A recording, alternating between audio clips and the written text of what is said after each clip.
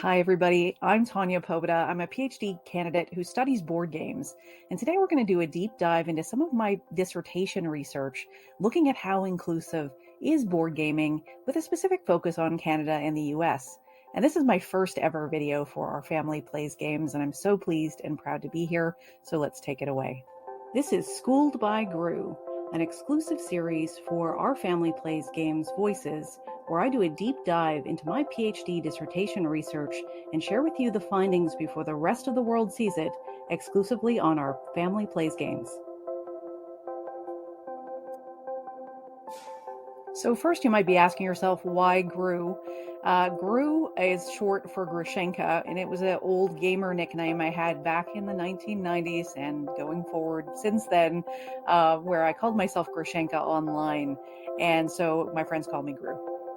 My research started about 4 years ago when I started tracking Board Game Geek top 200 and then top 400 games to look for patterns in some of the gender and racial dimensions of the designers of those games, the artwork on those games, looking at Board Game Geek databases and basically doing a very deep dive analysis into cover art and the labor of board games.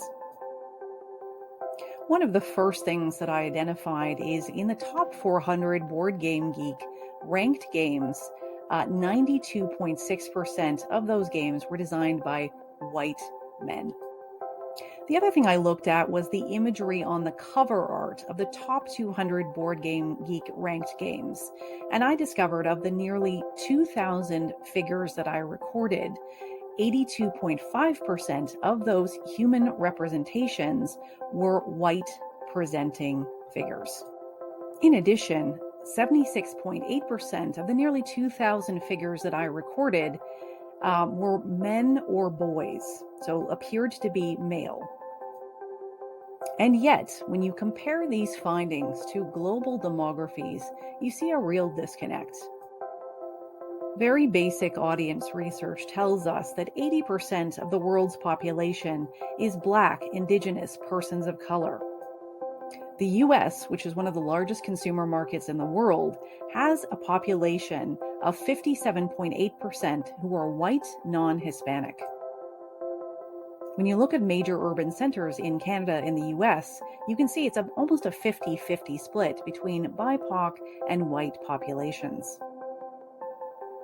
In a city like New York, one of the largest consumer hubs in the world, it's more of a 60-40 split, with 60% BIPOC and 40% white. In my hometown in Toronto, you have a 50-50 split. So the board game findings that I was discovering didn't really make a lot of sense in the context of population demographics in the US and Canada. So I wanted to find out, it bothered me, if it bothered other board game players. So I asked 320 research participants to weigh in on issues of representation. Now I'm going to be sharing some of the quantitative data from those findings in subsequent episodes, but today I really wanted to walk you through some of the comments that I got from participants of the survey, specifically comments like this one, where our local board game convention is whiter than Wonder Bread, and the game designer club I attend has an all-male attendance 95% of the time. These are the kinds of comments that I got in the survey. I got comments like this one, where there was actual representation of Black, Indigenous, persons of color in board game artwork. Often it was very negative. And in this particular comment, talking about the way Indigenous peoples are represented in board game artwork as being very negative, and in this case, barbarians in need of civilization. And here's another comment talking about the importance of real sensitivity, investigation, research, and that there needs to be some investigation into how these themes and ideas are produced and brought to market. In this particular instance, the negative portrayal of Black identities in certain board game products, and how companies need to do better.